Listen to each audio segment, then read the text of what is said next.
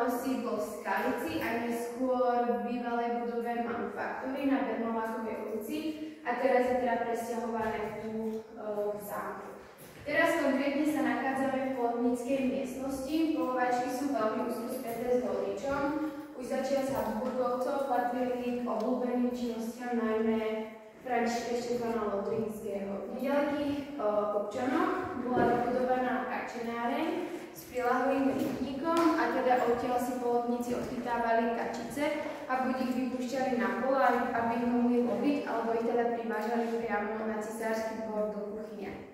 Expozícia, ktorú tu vidíte, tak patrí našim holickým polotníkom a taktiež aj trofeje, ktoré tu sú odchytené, tak sú teda práve ich.